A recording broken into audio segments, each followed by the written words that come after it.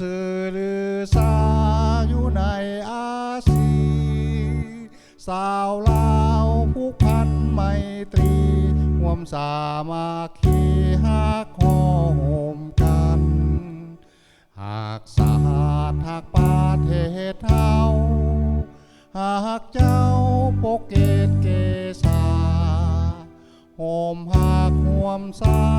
สนาแต่โบราณมาหักษาดินแดนบ่ให้สัตว์ใดมาล้วนหาวีรบกวนญาติแย่งสิ่งเอาไผคืนเขามาลุนวายสู่จนตัวตายต้านทานศัตรูสวยเสดสู้เลือดเนื้อเสื้อเผาฟื้นฟูกูเอาบรรเทาทุกข์การ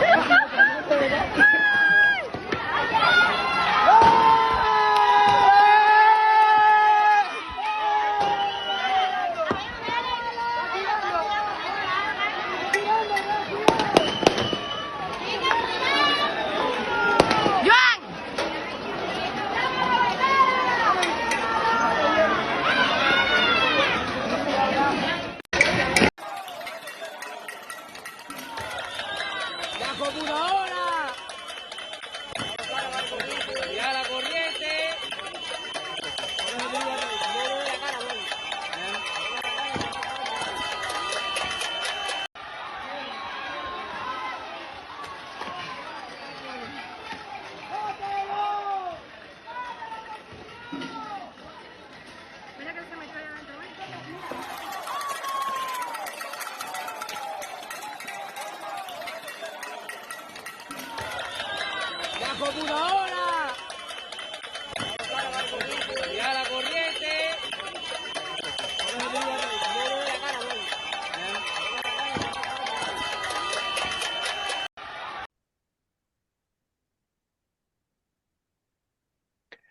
สบายดีท่านผู้ที่ตามรายการ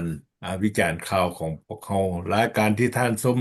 อยู่ในขณะนี้เป็นรายการเจาะปัญหาซอกหาทางออกพวกเขาขณะจะทำซึ่งมีท่านไมโครเพงดี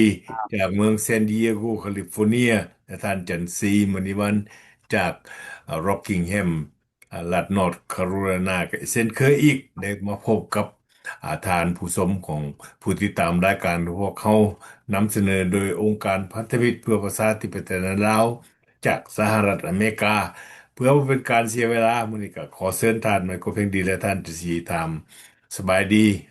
ข่าวผู้ที่ตามรายการของพวกเราซะขอเชิญโอเคก่อนอื่นก็ขอ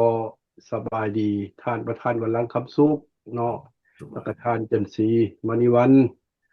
แล้วก็พร้อมด้วยสมาชิกขององค์ของอันนะพันธมิตรประชาธิปไตยในราชจากสหรัฐอเมริกาพร้อมด้วยพ่อแม่พี่น้องลาวผู้ติดตามรายการเนาะแรงมื้อนี้เฮาก็มีข่าวดีๆสิมาอบรมให้พ่อแม่พี่น้องฟังเนาะก่อนจะเข้ารายการนี่ขอเชิญท่านจันทรีถามสบายดีพ่อแม่พี่น้องลาวเด้อท่านขอเชิญท่านจันทรีขอเข้าใจก่อนอื่นก็ขอทำสบายดีท่านวรังคำสุขประธานพันธมิตรประชาธิปไตยในลาวจากสหรัฐอเมริกา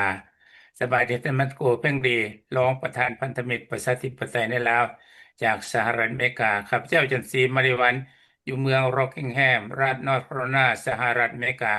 ขอทำสบายดีพ่อแม่พี่น้องลูกๆหลานๆอยู่ภายในประเทศและอยู่ทุกมุมโลกนี้ที่เป็นห่วงนำประเทศชาติบ้านเมืองของลาวเฮาเนาะ เอาไว้เชิญติดตามรับฟังรายการของพวกเขาต่อไปขอขอบใจเจ้าขอขอบใจน้ำทานแม่ครูเพลงดีและท่านเจนซีน รายการมื้อนี้คณะจัดทำพวกเขาเพื่อตอบสนองคำเรียกร้องต้องการของผู้ติดตามรายการของพวกเขาได้ติดต่อเข้ามาทางหลังบ้านว่าอยากฟังอืมว่าเรื่องสถานการณ์ของโลกนี่แหละแต่ว่ามันคือว่าวุ่นวายกันแท้แต่โดยเฉพาะแล้วมันอยากฟังสถานการณ์ต่างๆเผื่อสิ่งที่มาเป็นไปของประเทศคิวบาว่าดีในลักษณะใดข้าพเจ้าเองก็ได้ กับคนในคณะของพวกเขาก็ได้ค้นคว้าเอาสิ่งที่สำคัญแบบที่ว่ากระทัดรัดนี่แหละมาเว้าให้นำเสนอตามคำเรียกร้องต้องการของทานผู้ที่ตามรายการของพวกเขาและข่าวที่ว่าพวกเขานำเสนอนี่ก็มันบ่แม่นว่ามีรายละเอียดบ่แม่นมันเป็นมาได้เกือบฮอด100 ปีแล้วกลายครึ่งศตวรรษแล้ว ว่าสภาพการต่างๆอยู่ในประเทศคิวบาซึ่งเป็นหนึ่งในประเทศที่มีการปกครองระบอบใช้ระบอบสังคมนิยมแล้วก็เผด็จการมีความแตกต่างมีความเป็นไปจังไดพวกเขาเห็นดีร่วมกันว่าสถานการณ์ของคิวบาเนี่ยกับสถานการณ์สภาพการอยู่ในสปปลาวอันเดียวคล้ายคลึงกันพอมันขณะปฏิวัติมันขึ้นกับอำนาจ แล้วจะมาเป็นว่าลักษณะใดอันพวกเขา3 คนจะเทคทื่นกันหรือว่าเปลี่ยนเวลากันขึ้นมาอธิบายและกล่าวให้ทานผู้ติดตามของพวกเขาและเข้าใจเด้อประเทศคิวบาเป็นประเทศหนึ่งถึงตั้งอยู่ในแถบทะเลแคริบเบียน ไกลจากฝั่งทะเลของสหรัฐอเมริกา รัฐฟลอริดาคาสิวาแล้วก็มันเซาท์อีสต์นะของสหรัฐอเมริกาใกล้กันกับเอ่อ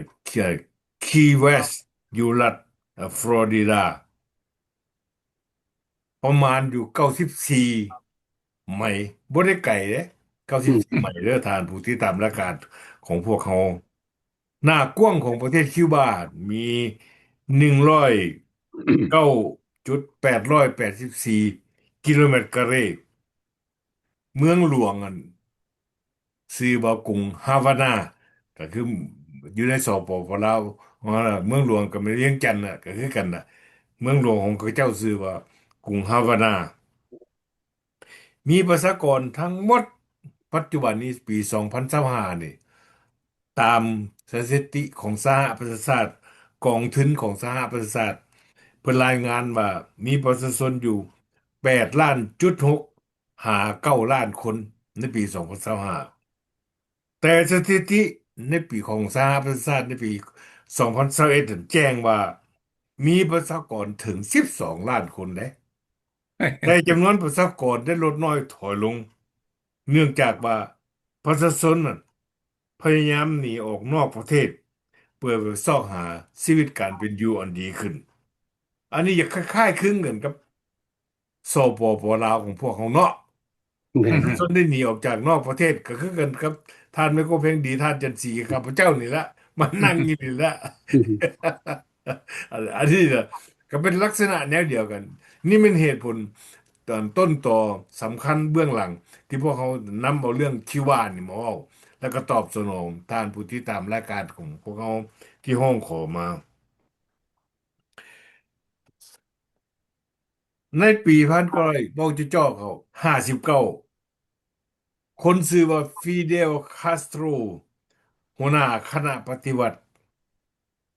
นักปฏิวัติได้สามารถโค่นล้มหรือยึดอำนาจจากเผด็จการชื่อว่าบาติสตาได้นับตั้งแต่ขึ้นกำอำนาจเขาประกาศตั้งสาธารณรัฐคิวบา Republic of Cuba ตั้งแต่นั้นมาใช้ระบบปกครองสังคมนิยมสุดเหวี่ยงสุดตรงเลยฟิเดลคาสโตรของอำนาจคิวบาอยู่ตั้งแต่ปี1959ถึงปี2008ได้67ปีเต็มๆเขาจึงได้ลาออกจากตำแหน่งเนื่องจากว่าเขาเฒ่าแก่ชราและสุขภาพบ่ดีสุขภาพถดถอยฟิเดลคาสโตรจึงถอยและก็เปลี่ยนอำนาจให้น้องชายชื่อว่าราอูลคาสโตรให้กำอำนาจเริ่มแต่ปี2006หาปี2018ต่อมาฟิเดลคาสโตรได้เสียชีวิตลงเดือนโนเวมเบอร์วันที่25ปี2016น้องชายกับกำอำนาจมาเป็นราอูลคาสโตรขึ้นกำอำนาจในเดือนเอพริลวันที่19ปี2018ต่อมาราอูลกับเงยขึ้นกันเฒ่าแก่แล้วก็เลยถ่ายทอดอำนาจนั้นให้แก่ผู้นำที่ว่าคนใหม่ชื่อว่ามิเกลดาสคาเนลก่อนผู้เกี่ยวนี่ผู้นำใหม่นี่จะขึ้นครองอำนาจนั้นทางกรมการเมืองของคิวบาได้ประชุมกันและเปลี่ยนกฎหมายเปิดซองทางให้คนอื่นขึ้นนะคนคิวบาขึ้นคนอื่นขึ้นผู้นำคนอื่นขึ้นที่บุมีนามสกุลคาสโตรนะป่านนั้นผู้ใดเผด็จการของคิวบาก็ฟังแล้วก็เฮือนกับอยู่ในสปปลาวเลยเป็นพรหมวิหารหรือว่ามีกับสีพันดอดจะเป็นผู้นำได้ล่ะอันนี้นะมันเป็นอย่างนั้น ในระหว่างที่ว่าจำนวนที่ว่าเพิ่นขึ้นกำอำนาจกันนี่ก็เริ่มต้นฟิเดลคาสโตรขึ้นกำอำนาจนั่นตอนนั้นโลกทั้งมวลนี่แมันอยู่ในวาระและอยู่ในภาวะอันสงครามเย็นแบ่งออกเป็นสองกลุ่มกลุ่มหนึ่งคือกลุ่มสังคมนิยมคอมมิวนิสต์และกลุ่มหนึ่งเป็นกลุ่มที่ว่ารู้จักกันฮ้องดีว่ากลุ่มเสรีประชาธิปไตย เป็นที่รู้จักกันดีในกลุ่มของคอมมิวนิสต์นั่นห้องมาพวกกลุ่มเสรีประชาธิปไตยนี่เป็นกลุ่มนายทุนเพราะว่านายทุนนั่นเพนว่ามันมีประวัติกับคอมมิวนิสต์เด็คอมมิวนิสต์สิเกิดขึ้นได้ก็ว่าอ้างว่านายทุนกดขี่ข่มเหงแล้วก็มาตั้งลัทธิคอมมิวนิสต์นี่ขึ้นหานามันเปลี่ยนปิ้นกลับกันสั้นพวกกลุ่มเสรีประชาธิปไตยนี่แม่นสหรัฐอเมริกาเป็นผู้นำหน้า เว่าถึงเรื่องฟิเดลคาสโตรแล้วหลังจากขึ้นกำอำนาจโดยการหนุนหลังอย่าง แข็งแรงจากประเทศสังคมนิยมต่างๆตัวอย่างสหภาพโซเวียตอดีตสหภาพโซเวียตคาสโตรได้นำนโยบายตั้งหน้าตั้งตาท้าทายเป็นศัตรูกับสหรัฐอเมริกามาตลอดตั้งแต่1959สหภาพโซเวียต พร้อมด้วยประเทศภาคีคอมมิวนิสต์ประเทศอื่นๆได้ทุ่มเทการช่วยเหลือทุกสิ่งทุกอย่างมหาศาลเข้าหาคิวบาโดยเฉพาะเป็นเรื่องอาวุธยุทโธปกรณ์ ผู้เชี่ยวชาญทางการเมืองการทหารรัสเซียได้ส่งน้ำมันฟรีเข้าซอยคิวบาเพื่ออย่างในด้านการพลังหรือการไฟฟ้าเบี่ยงต่างๆคิวบาเพราะคิวบาเป็นโดนเด้ทั้งหมดนี่เป็นการร่วมเป็นใจเต็มใจของฟิเดลคาสโตรร่วมกับกลุ่มประเทศสังคมนิยมที่จะพยายามขยายลัทธิสังคมนิยมในขอบเขตคาริเบียนและแอฟริกาอันนี้ให้พี่น้องเขาเข้าใจเด้อเริ่มต้นต่อการเมืองเป็นซั่นแหละคิวบาได้ตั้งศูนย์อบรมการเมืองเอาสมาชิกประเทศต่างๆที่ฝักใฝ่ในลัทธิคอมมิวนิสต์มาอบรมแล้วส่งกลับประเทศนั้นๆหรือแทรกซึมเข้ากับประเทศอื่นๆแบบลับๆตัวอย่างในช่วงปี1975หาปี1991คิวบาได้ส่งกำลังทหารของตนเอง330,000330,000ไหนบ่แม่น30,000เด้อเข้าไปช่วยพันธมิตรสังฝักใฝ่สังคมนิยมสงครามการเมืองในประเทศอังโกลาคนคิวบากำลังทรงตายไปหั่นถูกฆ่าตายเสียชีวิตในสงครามเป็นจำนวนหมื่นในช่วงต่อมาอีกในการแทรกแซงกิจการของโลกในของคิวบานะปี1987หาปี1988วิกฤตกรณีพิพาทสงครามชายแดนลาวไทยบ้านรมเก้าคิวบาได้ส่งกำลังเชี่ยวชาญทหารไปซอยสปปลาวหรือกองทัพประชาชนลาวปฏิวัติประชาชนลาวต่อสู้เปิดสงครามขึ้นที่บ้านรมเก้าต่อสู้กับกำลังของไทยในระยะที่คาสโตรขึ้นครองอำนาจใหม่ๆน่ะต่อแต่วิทย์เพิ่นขึ้นใหม่ประชาชนคิวบาก็มีความกระตือรือร้นว่าคิวบาน่ะได้เปลี่ยนแปลงระบบใหม่แล้วความทุกข์จนความเสมอภาคความเจริญก้าวหน้าจะขึ้นเกิดขึ้นอย่างแน่นอนเพอคาสโตรฟิเดลคาสโตรที่ได้นำมาคือกันกับคำมันเว้าตัวนี้มันพรรคประชาชนปฏิวัติลาวเอามาเว้าเพราะเชื่อว่าคณะเนี่ยก่อนขึ้นกำอำนาจนี่พี่น้องประชาชนของคิวบานคิดว่าพรรคปฏิวัติของคิวบานน่ะจะปฏิวัติตามความจริงมาเบิ่งดูพ่อแม่พี่น้องชาวลาวมาเว้ากันคืนไป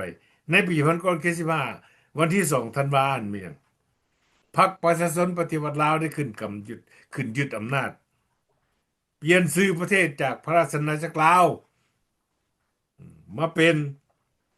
สาธารณรัฐประชาธิปไตยประชาชนลาวก็แบบเดียวกันกับฟิเดลคาสโตรเฮ็ดคำมั่นสัญญาที่เพิ่นว่าสิซอยสร้างชาติว่าสินำความเจริญมาสู่ประเทศชาติก็บ่มีหยังก็เมืองลาวก็ยังเป็นประเทศทุกข์จนอยู่จนเท่าซุมื้อนี้นับแต่เมื่อขึ้นกำอำนาจฟิเดลคาสโตรขึ้นกำอำนาจประเทศคิวบามาเว้าแบบกลุ่มรวมแล้วคาสโตรบ่ได้มีแผนพัฒนาประเทศให้เจริญก้าวหน้าเลยมีแต่แผนตัวยั่วประชาชนสร้างความเครียดแค้นหาเรื่องบอกว่ามันเป็นย้อนจักรพรรดินิยมอเมริกาเศรษฐกิจฝืดเคืองก็ย้อนนโยบายความบาตรของสหรัฐอเมริกานี่เพิ่นเว้าคือกันเว้ยกับประเทศลาวคือสปลาวเว้าแนวเดียวกันเมืองลาวบ่เจริญย้อนลูกแตกระเบิดบ่แตกว่าซั่นนี่ล่ะคือกันบ่พวกท่านพี่น้องประชาชนลาวในและก็ลาวนอกฟังดีๆโชคร้ายของคิวบาของฟิเดลคาสโตรของระบบสังคมนิยมเองปี1991สหภาพโซเวียตอดีตสหภาพโซเวียตล่มละลายท่อน้ำเลี้ยง เส้นเลือดใหญ่ที่ล่อเลี้ยงเผด็จการคาสโตรถูกตัดลงผลสะท้อนมีโดยตรงต่อประชาชนชาวคิวบาประเทศคิวบาขาดน้ำมันขาด energy ไฟฟ้าแรงงานประเทศถูกจำกัดลงทุกสิ่งทุกอย่างบ่เป็นปกติแต่คิวบาก็โชคดีหน่อยหนึ่งมีประเทศเวเนซุเอลาซึ่งระยะนั้นมีผู้นำเผด็จการกันชื่อว่าชาเวสเป็นเผด็จการฝักใฝ่สังคมนิยมยื่นมือมาให้การช่วยเหลือคิวบาย้อนหยังย้อนที่ว่าชาเวสต้องการกำลังไปป้องกันความปลอดภัยของเขาเองคันอยู่ในประเทศของเขานะชาเวสยังบ่เชื่อกองกำลังเขาเองเด้ต้องได้ขอห้องให้คิวบานี่ส่งกำลังเป็นจำนวนพันๆเด้ไปรักษาชาเวสจนฮอดมือตายนี่สำคัญที่สุดฟิเดลคาสโตรได้ส่งกำลังจำนวนพันนี่ไปรักษาชาเวสโดยแลกเปลี่ยนเอาน้ำมันจากเวเนซุเอลามาทดแทนจากการช่วยเหลือของรัสเซียน้ำมันที่ส่งเข้ามาให้จากเวเนซุเอลาหาคิวบาเป็นฟรีเป็นเงินล่าทั้งหมดนี่มันการปฏิบัตินี่แมนอยู่ในแผนปิดลับทั้งหมดนายทหารสุดยอดของเวเนซุเอลาเองบ่สามารถที่จะคัดค้านชาเวสได้เพราะว่าชาเวสเป็นหัวหน้าพรรคเผด็จการซี่ขาดตัดสินเอาเองเลยสุดท้ายมาเวเนซุเอลาผู้นำชาเวสก็ได้ตายไปก็ได้เปลี่ยนtransfer อำนาจนั้นมาให้ผู้นำใหม่ของเวเนซุเอลาชื่อว่ามาดูโรผู้นี้ก็เป็นเผด็จการอีกมือขวาของชาเวสอีกเออปฏิวัติการนโยบายปกครองเผด็จการ100%ตามชาเวสมาตลอดเวลาตั้งแต่คิวบาประกาศตั้งประเทศเป็นสังคมนิยมเปลี่ยนสังคมนิยมเริ่มตั้งแต่ประธานาธิบดีเคนเนดีจนฮอดประธานาธิบดีไบเดนทุกประธานาธิบดีพยายามแก้ไขซอยเหลือคิวบาแต่คิวบาบ่ยอมเปลี่ยนแปลงแข็งก้าวต่อสหรัฐอเมริกามาอยู่ตลอดสุดท้ายมาพอสหรัฐอเมริกาเปลี่ยนประธานาธิบดีคนใหม่คนสุดท้ายปัจจุบันนี้คนชื่อว่าโดนัลด์ทรัมป์คนผู้นี้ประธานาธิบดีผู้นี้มีนโยบายของเพิ่นต่างหากเพิ่นได้เปลี่ยนแปลงนโยบายของสหรัฐห้องว่า American First ในวันที่3เดือน January 2026ประธานาธิบดีสหรัฐอเมริกาโดนัลด์ทรัมป์ได้ตัดสินใจส่งกำลังทหารพิเศษไปจับเอาตัวมานูโรพร้อมด้วยภรรยาออกมาดำเนินคดีฟ้องศาลในคดีส่งยาเสพติดผิดกฎหมายเข้าสหรัฐอเมริกาเพื่อทำลายอเมริกาในแผนทั้งหมดนี้มีจีนคอมมิวนิสต์รัสเซียอยู่เบื้องหลังอันนี้ให้เข้าใจเด้อเป็นสั้นอยากให้ท่านเข้าใจหลังจากสภาพการของมาดูโรได้ถูกจับมาแล้วน้ำมันของเวเนซุเอลาถูกตัดขาดเมื่อน้ำมันถูกตัดขาดแล้วสังคมประชาชนของคิวบาน่ะเดือดร้อนเดินขบวนต่อต้านรัฐบาลคิดว่าก็แบบเดียวกับสปปลาวนโยบายปราบปราม ผู้มีแนวคิดแตกต่างจากภาครัฐจับคนขังไว้ในคุกเป็นจำนวนพันๆบางคนหายสาบสูญบางคนเสียชีวิตในคุกเนื่องจากความกดดันนี่จากสากลและจากสหรัฐอเมริกาไม่นี่คิวบาได้ปล่อยนักโทษการเมืองออกมาให้มีอิสรภาพแต่การแก้ไขดังกล่าวนี่ของประเทศคิวบานี่ก็มันเป็นผลพวงเกาะสู่ตรงกันมา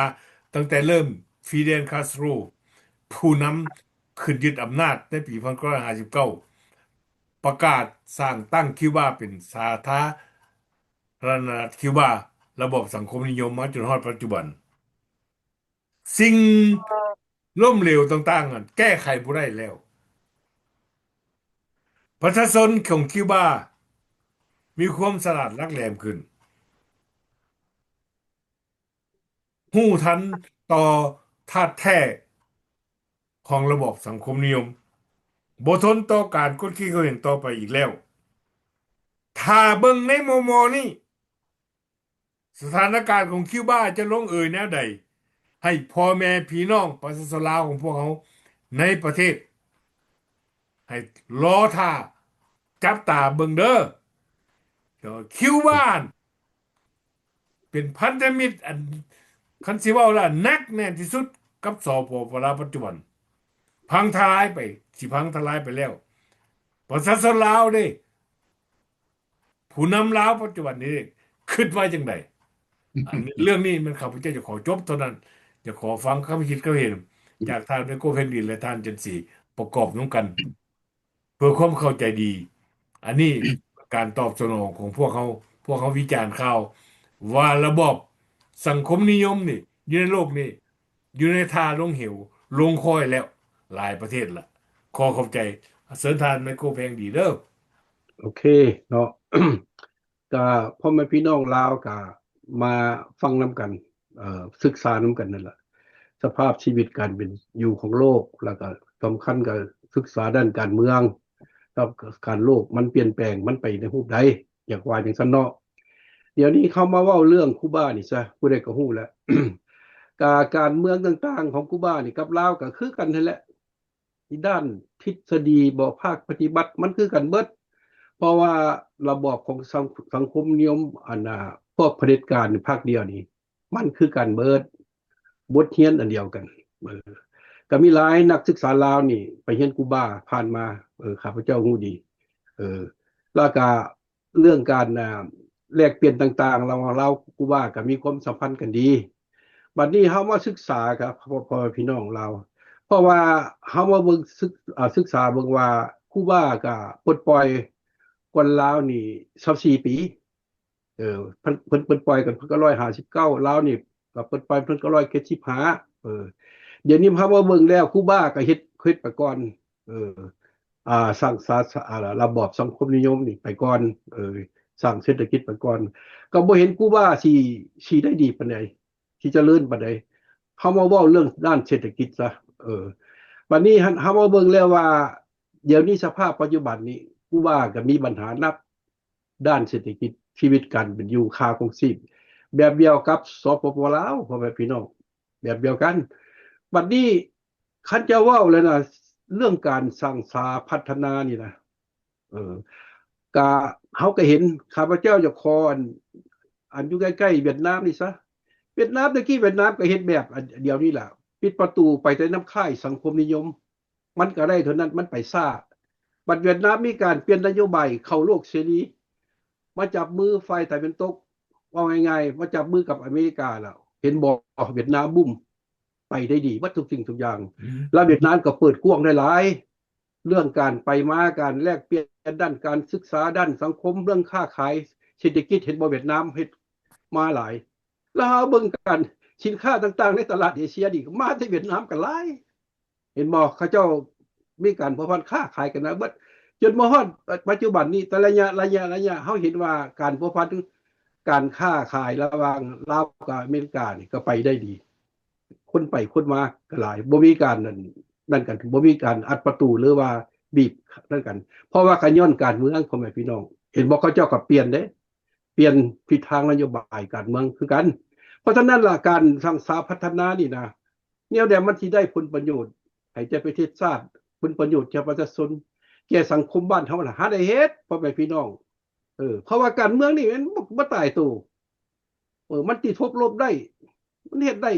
เขาสิมายืนแต่หลักการนั่นน่ะรัฐดีทฤษฎีของมาร์กเลนินนี่ว่ามาร์กเลนินเขียนไว้แต่ปีแต่พุ่นตายไปเบิดละเขาสิมาบูชาอยู่อย่างนั้นเขาเอาบูชาเอาตัวจริงนี่แนวใดมันสิไปตัวใดมันวิทยาการเรื่องเทคโนโลยีวิทยาศาสตร์มันไปหาได้เฮ็ดพ่อแม่พี่น้องเขาสิไปเอาลัทธิอันแบบเก่าๆอยู่หั่นมันล้าสมัยแล้วเขาบ่ใช้แล้วเขาบ่ทันสภาพการอยากให้ว่าทางที่อันนี้นี่ฝากหาผู้นำลาวแล้วก็ฝากหาประชาชนลาวนี่ล่ะบางคนก็ยังไปป้องกันพรรครัฐยังไปเห็นดีนะพรรครัฐอยู่เขาเอาตัวจริงมาเว้ากันเอาความถูกต้องมาเว้ากันมาวิจารณ์มาพัฒนามันจึงก่อนไปประเทศชาติบัดนี้เฮามาเบิ่งเนาะลางคนก็บ่เข้าใจแล้วว่าอเมริกานี่ไปอำนาจบ่บังคับหรือว่าลบลู่ประเทศอื่นว่าตัวมีกำลังหลายอันพ่อแม่พี่น้องคิดดีๆอันที่เฮ็ดไปนี่นะเราทำเราเฮ็ดไปนะก็เฮ็ดเพื่อหยังเพื่ออันนั้นแหละประเทศชาตินั่นแหละคือเวเนซุเอลาแล้วเราก็อยากให้เปลี่ยนเพราะว่ามันบ่ไปมันล้าหลังผู้ว่าก็คือกันเห็นบ่แต่มันบ่ไปมันมีปัญหาคันที่ว่าการสร้างสถาพัฒนานี่นะระบอบเสรีประชาธิปไตยกับสังคมนิยมเผด็จการนี่พวกเสรีประชาธิปไตยเขามีทางเลือกหลายเขามีทางออกหลายที่สุดอันนี้ละเวียดนามที่คนเปลี่ยนจีนคือกันทฤษฎีจีนคือกันจีนก็เปลี่ยนเห็นบ่เฮ็ดวิธีใดว่าจับมือค้าขายน้ำตาเป็นตกน้ำโลกเสรีประชาธิปไตยอยากให้พี่น้องลาวแล้วก็ผู้นำลาวเข้าใจคือกันอยากว่าจังซั่นเพราะว่าทุกสิ่งทุกอย่างเขามีวัฒนาการเปลี่ยนไปหมดทุกสิ่งทุกอย่างพอเป็นพี่น้องลาวแล้วบัดนี้หั่นน่ะ เฮาบ่เบิ่งสภาพปัจจุบันนี่ล่ะเห็นบ่อเมริกาบ่เฮ็ดหยังมีแต่ว่าบีบเศรษฐกิจบัดเดียวตายลูกเดียวอีหยังก็ยาเบิดมันสำคัญเรื่องเศรษฐกิจชีวิตการเป็นอยู่บัดนี้เศรษฐกิจลาวกับคูบานี่มันก็คล้ายๆคือกันสภาพเดียวคือกันเบิดบ่เห็นหยังดีขึ้นเดี๋ยวนี้บอกง่ายๆกับปัญหาน้ำมันแล้วพอซื่อๆนี่ล่ะปัญหาน้ำมันลาวนี่ก็ส่วนหลายก็เอามาไฟนี่ได้จากโลกเสรีพี่มาจากไทยได้เป็นบ่อนใหญ่ที่เพิ่งแต่เวียดนามเพิ่งแต่จีนบ่คือเพิ่งกันรัสเซียก็เล็กน้อยแต่ว่าส่วนใหญ่มันมาจากไทยก็มาจากปีแล้วค่ายโลกเสรีประชาธิปไตยที่ว่าเพราะฉะนั้นอย่าสู้มาโจมตีว่าพวกเสรีประชาธิปไตยว่าที่เป็นศัตรูทานถ้าแต่ละผู้นำละการเมืองลาวเป็นผู้เว้าเองเป็นผู้สร้างปัญหาไปเองแล้วก็เป็นผู้ชิดสอดล่างสมองให้ประชาชนลาวเองอยากว่าแนวนั้นล่ะคิดเบิ่งพ่อแม่พี่น้องให้คิดนำกันทุกจริงทุกอย่างนี่นะเขาเรียนรู้นำเรื่องการเปลี่ยนแปลงของโ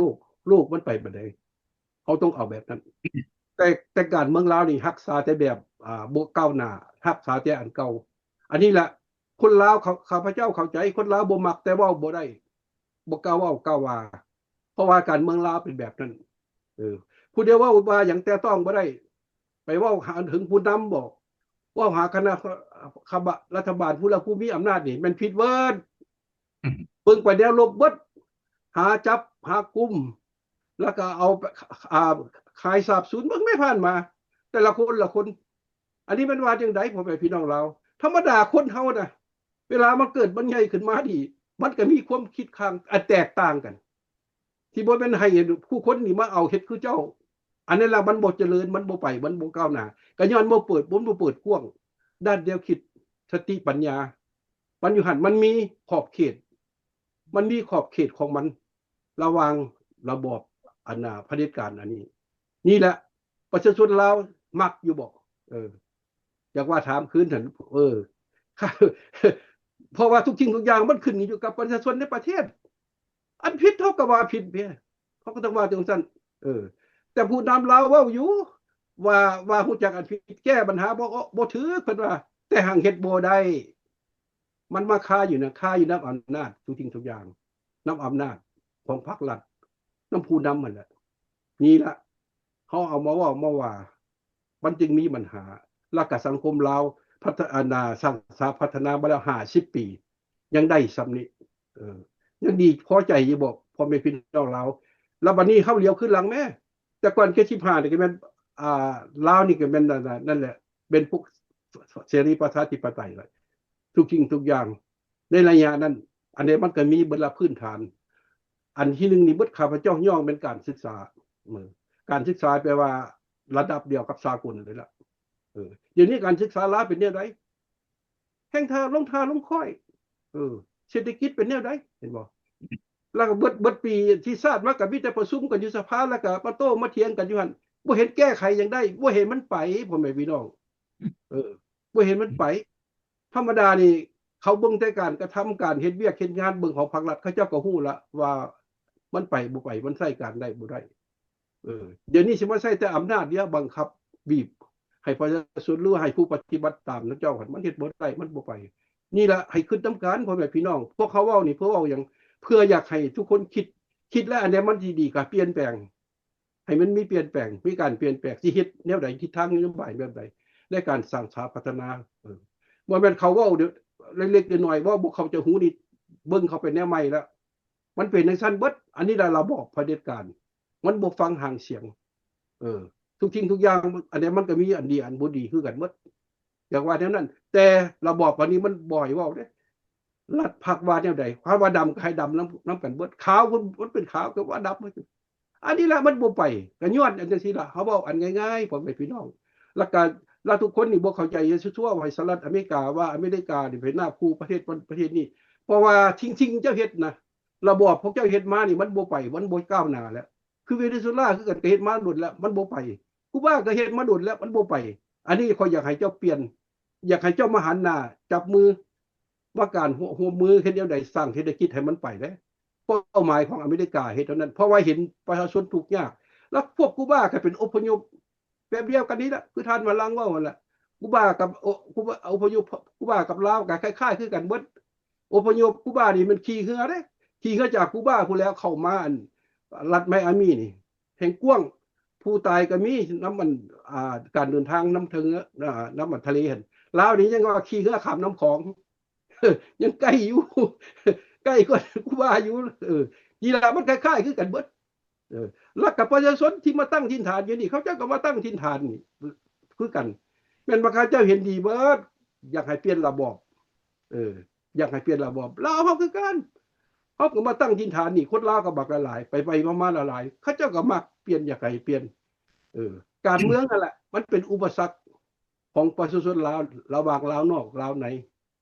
นี่ล่ะเฮาบ่ถูกต้องพ้องดองกันผิดเถียงกันลูกหลานคือกันอยู่ในอยู่นอกอยู่ต่างประเทศเจ้าด่าเจ้าด่าข่อยอยู่หั่นก็ย้อนหยังก็ย้อนการเมืองเพราะว่าภาครัฐสอนนั้นสร้างแนวคิดปลูกฝังแนวคิดให้เครียดแค้นพวกใดอันนั้นน่ะอยู่นอกก็เป็นศัตรูเพิ่นเบิดเป็นคนบ่ดีเบิดแล้วว่าไปจังซั่นอันนี้ล่ะมันบ่ถูกต้องพ่อแม่พี่น้องให้คิดนำกันคนลาวเฮาผู้ใดก็มาเยี่ยมยามกันไปมาๆกันหลายสมควรแล้วก็ฮู้แล้วก็คูบาก็คือกันเขาเจ้าก็มาเยี่ยมยามกันบักหลายแต่ก่อนๆนั่นน่ะพระซ่อมกับมาบักอะไรมาแล้วก็บ่เมื่อเห็นบ่ก็บักหลายเขาเจ้าอยู่แล้วก็ต่อไปต่อมาเขาเจ้าก็ได้บัตรเขียวแล้วเขาเจ้าก็อยู่เป็นประชาชนถูกต้องตามระเบียบกฎหมายของบ้านเมืองของอเมริกาทำมาหากินก็เป็นแบบนั้นอยากให้พ่อแม่พี่น้องลาวเข้าใจเด้ออีหยังก็อย่าว่าเฮาเว้าอันนี้บ่แม่นว่าเฮาบ่อยู่ดีเฮาย่องเฮาเอาความเว้าเอาตัวจริงมาเว้าคือกันเบิดคนลาวมาหลายนี่มันอยู่พี่แล้วข้าพเจ้าก็ถามเหมือนกันเขาเจ้าก็ว่าอเมริกาดีอเมริกาบ่ได้เป็นศัตรูคืออันภาครัฐพาเว้าภาครัฐสั่งสอนภาครัฐสั่งสอนว่าจักรพรรดิอเมริกาลูกหลานลาวมันบ่แม่นจังซั่นนี่ล่ะมันเป็นเรื่องการเมืองหมดพ่อแม่พี่น้องคือทำแล้วว่าเฮ็ดสิแล้วก็เฮ็ดว่าเรื่องการเมืองล่ะคันที่เป็นไปได้แล้วว่าสิในโลกเขานี่ล่ะเราอยากให้เป็นเสรีประชาธิปไตยกันหมดมันสิง่ายมันสิสะดวกในการทำมาหากินค้าขายจับมือร่วมกันมาค้ามาขายเนี่ยเดี๋ยวมันสิดีอยากให้ว่าจังซั่นคำพูดต้องพูดแล้วกันต้องเรียนรู้คือกันข้าพเจ้าก็เคยเว้าแล้วตัวอย่างคือเวียดนามนั่นแหละเขาเจ้าก็มีการเปลี่ยนแปลงคือกันหมดเห็นว่าเดี๋ยวมันสิประเทศไปเขาเจ้าก็จับมือเข้าเวียดนามนี่บ่ว่าจะมาค้าขายในอเมริกาเดี๋ยวว่าเบิดโลกเด้ การค้าขายแบบเสรีนี่เขาเจ้าเฮ็ดไปเบิดการค้าของเวียดนามนี่อันนี้แล้วเนี่ยเมื่อเขาเจ้ามีประตูตลาดครับเขาครับแล้วเขาเจ้าก็ผลิตข้าวออกมากระลายขายตัวที่ห้างที่มีได้กันเม็ดยังเป็นเรื่องการผลิตเฮ็ดสินค้าออกต่างประเทศบักหลายๆตัวนั่นแหละเป็นที่ฮิตให้รัฐบาลพาห้างไปมีแล้วมันอยู่หันบัดนี้ลาวเด้ลาวยังบ่มีหยังมีก็มีน้อยๆจำนวนน้อยไปหุ้นไปหุ้มเฮ็ดแต่หัดอื่นไปสร้างเครื่องบ่เป็นร้อยๆแล้วก็มาเว้าลึกพุดคนบ่แฮ่บ่ตัดไม้บ่อันนี้มันบ่เป็นการพัฒนามันผิดพ่อแม่พี่น้องคันผู้ใดเว้าแต่ต้องก็ถูกปราบปรามเห็นบ่มันอยู่หันมันบ่ทันสมัยมันบ่ก้าวหน้าแล้วก็มันบ่ถูกต้องตามสภาพการเป็นจริงมันถูกต้องตามวิทยาศาสตร์ที่เขาสร้างสาพัฒนาผู้ใดก็เว้าว่าประเทศลาวนี่อุดมสมบูรณ์นี่แหละมีว่าแต่เจ้าเฮ็ดบ่เป็นเฮ็ดบ่เป็นมันก็เก้งมันก็ขาดทุนคือกันเดี๋ยวนี้แล้วเบิ่งแม่ค่าครองชีพบ่ได้ดีชีวิตการเป็นอยู่ปากท้องนี่ประชาชนลาวนี่มันเดือดร้อนที่สุดทักว่าแนวนั้นล่ะคันหาว่าเฮาเปลี่ยนเรื่องการเมืองนี่นะกับต่างประเทศนี่มันก็การช่วยเหลือกันไปแล้วก็การบริหารมันก็ต่างอีกอันนี้ภาครัฐบริหารผู้เดียวเด้ผู้เพิ่นมีอำนาจเด้เพิ่นบริหารไว้เดียวกับเรื่องของเพิ่นแล้วจะเฮ็ดผิดตัวโซล่านี่แล้วก็เฮ็ดบ่คือกูมื้อนี่ก็แก้บ่ตกเพราะว่านายพาเฮ็ดผู้ที่มีอำนาจเฮ็ด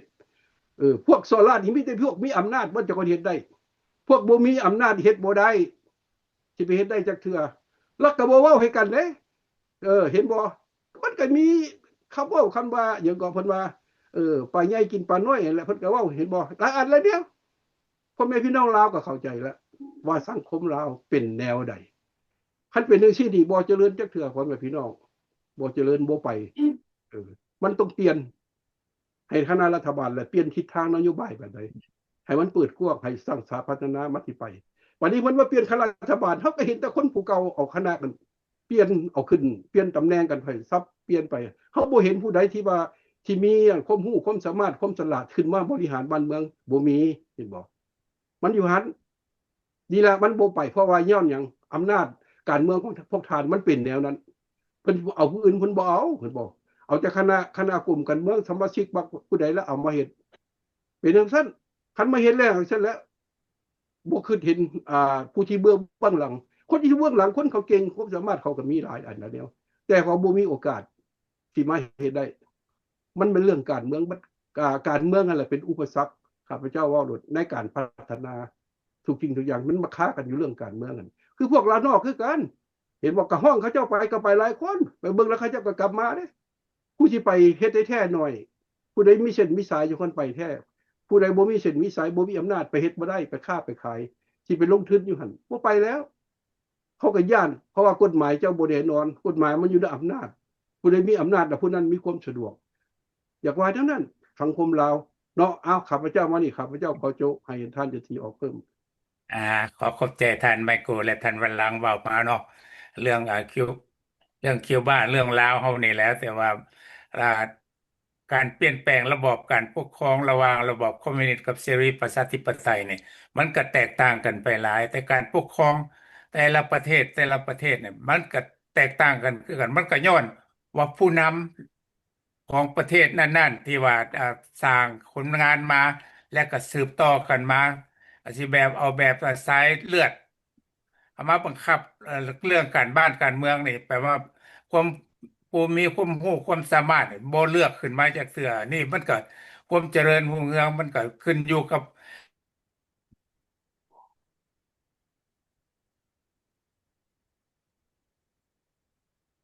อ่าผู้นำที่ฉลาดแล้วก็พาประชาชนพาต่างบ้านแปลงเมืองกันระบอบ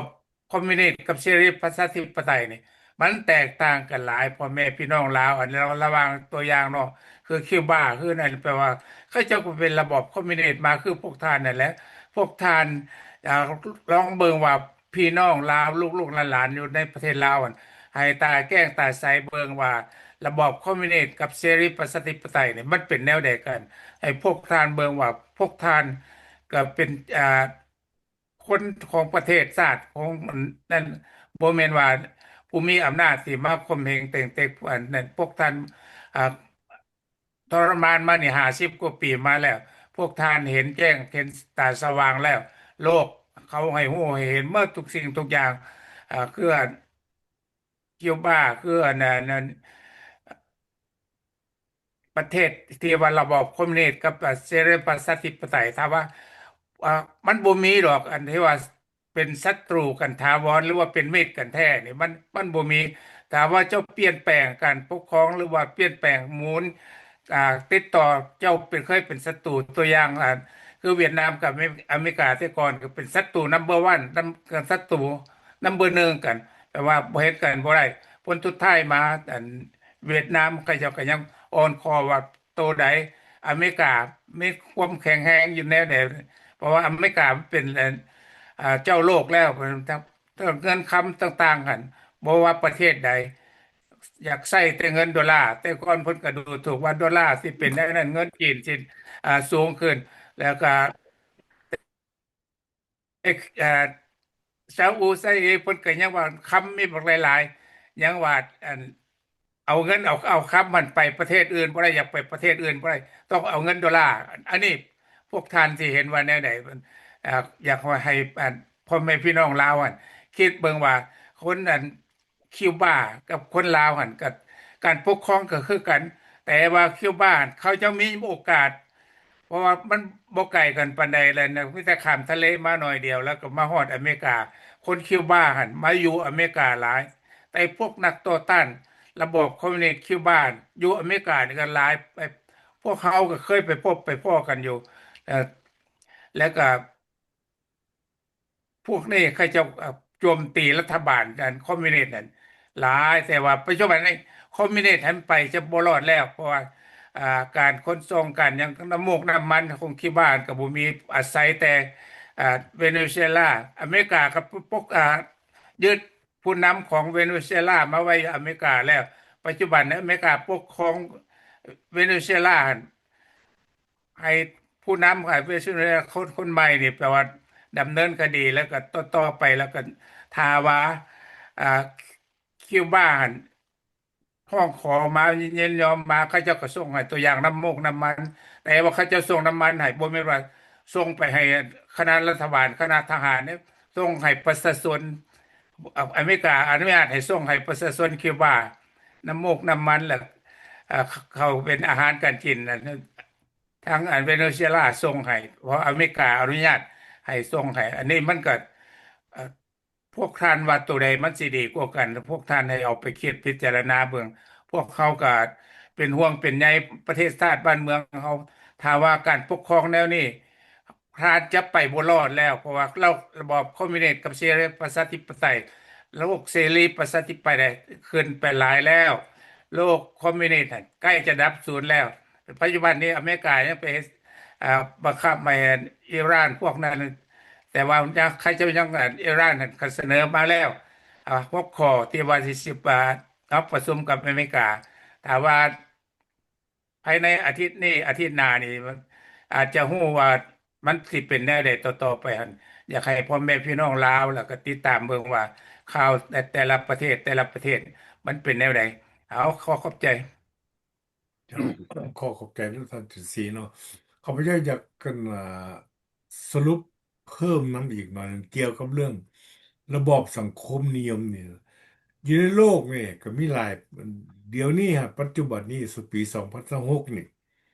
ก็ยังบุยหลายประเทศยังเหลือที่ถือระบบสังคมนิยมเด้ ตัวอย่างรัสเซียก็ถือก็เป็นเจ้าตำราของสังคมนิยมเนาะเริ่มออกมาใช้ตั้งแต่ปีใช้1917สุดท้ายมาปี1991ที่ก็เพพังลงระบบสังคมนิยมของเขาเจ้าต่อมาก็มันจีนพ่อแม่พี่น้องประชาชนลาวเฮาแต่ว่าข่าวนี่หั่นแม่นภาครัฐเคยได้เอานำมาเสนอบ่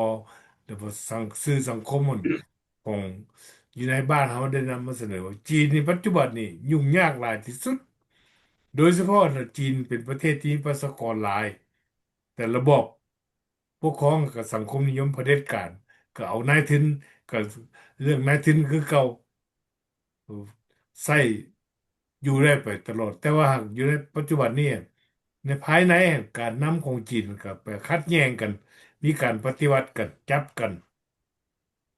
ต่อมาปัญหาเวียดนามคือทางมันก็ไปดีได้เสนอขึ้นนี่เวียดนามนี่โกฏว่าเขาเจ้าได้เปลี่ยนแปลงหลายแนวสังคมนิยมแต่ตู่แต่ว่าระบบและมันระบบของกันสิว่าทุนนิยมนี่ละประชาชนเวียดนามทั้งภาคนอกนี่ว่าเวียดกิวเป็นห้องกันอืกับภายในมเขาเจ้าเข้ากันเขาจะจับมือกันแลกเปลี่ยนความคิดความเห็นกันเวียดนามอยู่ทางนอกนี่สามารถเข้าไปตั้งถิ่นฐานบอกค้าขายเมืองต่างๆเอาปัญญาต่างๆทรัพยากรต่างๆเข้าคืนของประเทศซอยสร้างสาพัฒนาประเทศจนเวียดนาม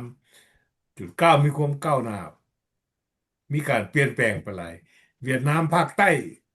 ตัวว่าโฮจิมินห์ซิตี้กับเวียดนามภาคเหนือ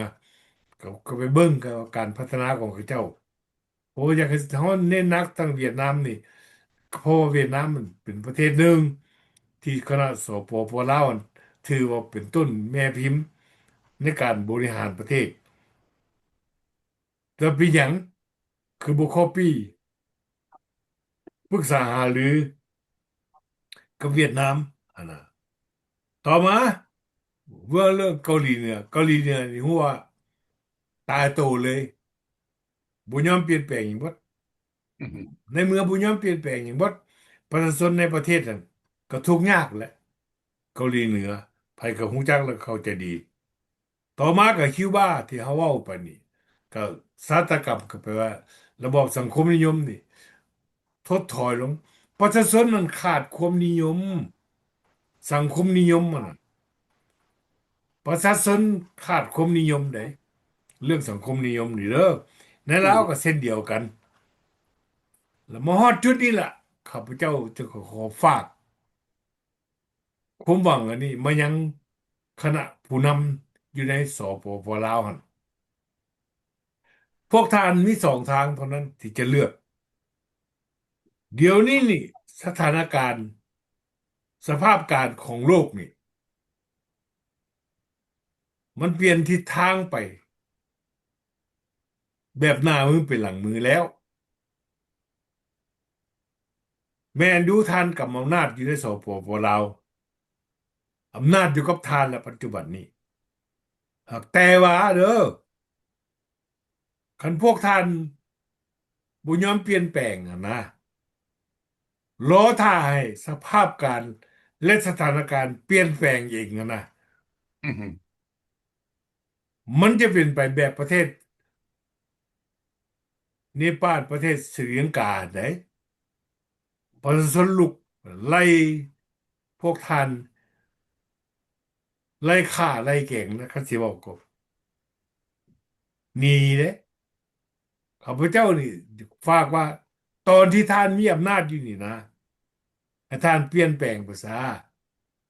เปลี่ยนแปลงไปในทางดีดังที่พวกเขาเสนอนี่หาทางแก้ไขปัญหาของชาติท่าน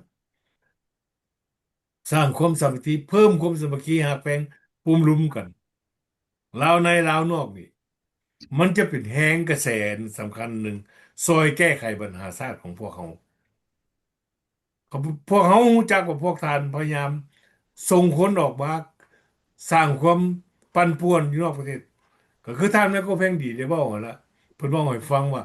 มีคนมาแต่เมืองลาวมาเยี่ยมยามบัดมาแล้วก็ตะบิดท่าน ก็เว้ายืดการแบบที่ว่าพวกท่านภาครัฐสั่งสอนมาบัดมาอยู่ดนๆบ่พอ3 เดือนก็ว่าโอ้ระบอบประชาธิปไตยนี่มันเป็นจังซี่เนาะเห็นบ่อันนี้นี่บ่แม่นแต่ท่านมันก็แพงดีเว้าคนลาวที่หนีมาข้ามมาเฮ็ดเวียกอยู่เมืองไทยอั่นพอได้มาเห็นแสงสีของประชาธิปไตยแล้วเขาเจ้าก็ยังมีกล้าเว้ากล้าว่าดังเท้าเขียวเอออืมก็เป็นข้าวกระแสกันในปัจจุบันนี้นั่นก็เป็นบทเรียนอันหนึ่ง ที่พวกท่านพรรครัฐจะต้องรู้จักเรื่องเสียเปรียบได้เปรียบนี่ข้าพเจ้าคิดว่าถ้าพวกท่านจะแก้ไขตัวตัวการปกครองละก็เพื่อความอยู่รอดของพวกท่านเองบ่เป็นความอยู่รอดของพวกเขาเด้ถ้าพวกท่านแก้ไขได้ก็พวกท่านกำอำนาจอยู่กับเขาแม้ตัวท่านมันก็แพงดีแม่นเลยแม่นสามารถได้มันบ่ได้มุ้ยไผดอกสิไปย่านเองพวกท่านนะ อันนี้ฝากความว่าเฮาตอนเนี้ยจังซั่นแหละอันนี้จากใจจริงเด้ออยากฝากอยากฟังมายังคณะผู้นำกำอำนาจในสปปลาวปัจจุบันนี้นะไมโครเพลงดีขอเชิญอ่านอ่าอยากขก่อนเฮาอเพิ่ม สิจากลาไปเชิญซะก่อนที่จากลาอยากขอเพิ่มเลยน้องเนาะกลับขึ้นมาเว่าเรื่องอันน่ะเวเนซุเอลากับกูบานี่ซะอันนี้จุดประสงค์ของอเมริกาจุดประสงค์โดนัลด์ทรัมป์นี่เออเราก็จะพยายามให้กูบานี่เปลี่ยนไปฮุบการกับคือเวเนซุเอลาเออเขาเจ้าเว่าเรื่องการเศรษฐกิจกันนี่ก่อนแล้วกับพ่อมาพี่น้องลาวกับถามเบิ่งว่าคือเวเนซุเอลานี่เนาะฮะก็เจรจาเว้ากันมากันได้2 เดือนกับ3 เดือนที่เขาแล้ว เราก็ทาเบิ่งว่าเศรษฐกิจเวเนซุเอลาสิดีบ่หรือว่าจะในอนาคตทาเบิ่งไปก่อนพ่อแม่พี่น้องแล้วก็คูบานี่คือกันเรื่องการต่างประเทศเขาเจ้าก็มีการเจรจากันเด้ที่บ่ให้มีการวุ่นวายกันที่เว้ากันด้วยสันติวิธีเอาการต่างประเทศอเมริกานี่ก็ว่าเอาการต่างประเทศแหละไปเว้ากันชีวิตวิธีในการแก้ไขด้านเศรษฐกิจพื้นฐานอะไรมันด้านเศรษฐกิจชีวิตการเป็นอยู่ชีวิตการสร้างสรรค์พัฒนาร่วมมือกันในกันและการค้าขาย และการเริ่มต้นชีวิตใหม่เพราะฉะนั้นจุดประสงค์ของดีของอเมริกานี่เฮ็ดวิธีนั่นใดเพื่ออยากให้เจ้าเศรษฐกิจเจ้าดีเห็นบ่ให้มีการร่วมมือการค้าการขายเจ้ามีหยังเอามาขายค่อยซื้อค่อยมีหยังก็ขายให้เจ้าอันเป็นการเลิกแลกเปลี่ยนกันระหว่างสินค้าค้าขายอันนี้นโยบายของอเมริกาสิเฮ็ดไปแนวนั้นอเมริกาบ่มีว่าสิไปเฮ็ดศึกวุ่นวายอยากวายจังซั่นคือเรื่องอิหร่านมันก็เรื่องนึงต่างหากมันเป็นเรื่องต่างกันระหว่างสภาพการเวเนซุเอลากับคูบาอยากให้พ่อแม่พี่น้องลาวเข้าใจเมียกับยาเบิ่งกันไปพ่อแม่พี่น้องลาวว่ามันสิไปในรูปอะไรอันนี้นี่เฮาเว้ามานี่เพื่ออยากให้ผู้นำลาวนี่เบิ่งสภาพการแล้วกับประชาชนลาวก็มีการเรียนรู้บ่แม่นประชาชนลาวนี่สิพักวัดว่าอันนี้ก็ว่านำเพิ่นมันบ่แม่นบ่แม่นพี่น้องเขาก็มีการประเมินผลคือกันอันใดถูกอันใดผิดเขาต้องรู้อยู่นั่น อันแม่นแล้วอันพักอันมันว่าเพิ่นเว้าเรื่องกันเป็นไปว่าบ่มีเจ้าแล้วก็บ่มีข่อยเห็นบ่มันตายตัวแนวนั้นมันบ่ถูกอันนั้นเออมันบ่มีอันน่ะสิได้อันสิมาสรุปได้คือการโต้วาทีแหละเขาเจ้าคนก็เอา yes คนก็เอา no บัดสุดท้ายมันมีการสรุปเด้เสรีประชาธิปไตยเขามีการสรุปกันว่าแนวใดเอาอยู่หั่นแต่สปปลาวนี่บ่มีการสรุปพรรครัฐถือลูกเดียว เจ้าบ่เห็นน้ำข่อยแล้วแม่นว่าผิดคือตัวอย่างนี่แหละคือร่างกันเท่าเกี่ยวนี่แหละแล้วก็สิเว้าหยังแล้วเว้าที่ว่าพรรครัฐเฮ็ดบ่ได้เราเอามาว่าบ่แม่นเราประณามหรือว่าเสียดสีเว้าเหยียบย่ำนี่เราเว้าอันจุดอ่อนเจ้าเฮ็ดบ่ได้ล่ะเจ้าเฮ็ดบ่ได้ล่ะเจ้าจึงมีจุดอ่อนคันเขาบูเว้าให้ซั่นว่าเครียดว่าเขาเป็นศัตรูเป็นน้ำจับน้ำฆ่าเขาลูกหลานลาวเพิ่นก็เบิ่งแม่เบิ่งขึ้นหลัง มันอยู่หานพ่อแม่พี่น้องลาวประเด็นที่ครับสิฮับผู้อยู่วะที่เขาข้างไปส้มเสยน่ะส้มเสยมันบ่อันบ่ถูกต้องอันมันผิดเท่าส้มเสยบ่ได้พ่อแม่พี่น้องมีเสรีประชาธิปไตยเขาบ่ส้มเสยอันใดเจ้าเฮ็ดผิดเขามีสิทธิ์มีเว้ามีว่านี่แหละมันมีอันต่างกันเด้อพ่อแม่พี่น้องลาวให้คิดนำกันอย่างว่าจังซั่นเอาครับเจ้าก็เบิดเท่านั้นท่านบลังถ้าจะสิได้มีหยังบ่ ก็อยากขอเพิ่มอยากสร้างหาพ่อแม่พี่น้องลูกหลานลาวเฮาพู้นแหล้วแต่เรื่องของโลกคอมมิวนิสต์มันก็เป็นมาจังซี่แล้วพวกลูกพวกหลานก็เห็นมาแล้วว่ามันเป็นจั่งใดแต่ละประเทศอยากขอความช่วยเหลือแล้วก็ร้องขอลูกๆหลานๆที่เห็นข่าวมาแนวใดแนวหนึ่งแล้วก็สิมากันโจมตีโจมนั่นกัน คนลาวเขาสิมาด่ามาเถียงกันมันบ่แม่นว่าสิไปฟังความแต่พรรคแนวเดียว แนวใดที่ว่าพรรครัฐเฮ็ดบ่ได้ท่านประธานทงลุ้นเพิ่นก็บอกเลยว่าความผิดพลาดแนวใดของพรรคของรัฐที่ว่าเฮ็ดต่อประชาชนประเทศชาตินั่นเพิ่นก็ให้จงว่าเว้ามีความเว้าความติชมได้พวกท่านก็คิดเบิ่งเอาว่าพวกท่านก็ต้องมีจิตมีใจร่วมไม่ร่วมแรงกันบ่แม่นสิมาด่ากันความด่าหั่นมันเป็นไปบ่ได้ดอกสิสร้างประเทศชาติบ้านเมือง ให้เจริญรุ่งเรืองมีแต่ความสมานสามัคคีปรองดองกันร่วมไม้ร่วมมือกันวิธีใดประเทศชาติบ้านเมืองของเฮาจะอยู่ดีกินดีปกครองกันนั่นมันก็ต้องประชาชนหรือว่าผู้นำประเทศชาติก็ต้องกลุ่มลุมลูกหลนหลานประชาชนลาวหั่นให้เปิดต้องปรองดองกันบ่แม่นสร้างกันถือไม้ค้อนก้อนดิน ตีกันด่ากันอยู่เพราะปานนั้นอันนี้อยากขอห้องลูกหลานๆลาวที่เกิดใหม่ใหญ่ล้วนแล้วก็ให้ก่อนสิเว้าอิหยังให้กันก็ต้องคิดต้องอ่านเบิ่งว่าความผิดพลาดมันมาจากไสอันนี้ก็อยากขอฝากขอฟังลูกหลานลาวเท่านั้นละเอาขอขอบใจโอเคแปลว่าเบิดแล้วเนาะมื้อนี้เวลาของเนาะท่านผู้ฟังเขาสิเว้าแล้วก็ท่านผู้นำของลาวปัจจุบันนี้พวกท่านจะแก้ไขสถานการณ์หรือว่าสิท่าให้สถานการณ์แก้ไขพวกท่านให้ขึ้นเอามีสองแนวเท่านั้นมื้อนี้เวลาพวกเราได้หมดลงแล้วพวกเราขอจากลาท่านผู้ชมทางบ้านทุกคนขอบใจในเวลาของพวกท่านที่ติดตามรายการพวกเขาให้คำเสนอติชมมาผ่านทางหลังบ้านมา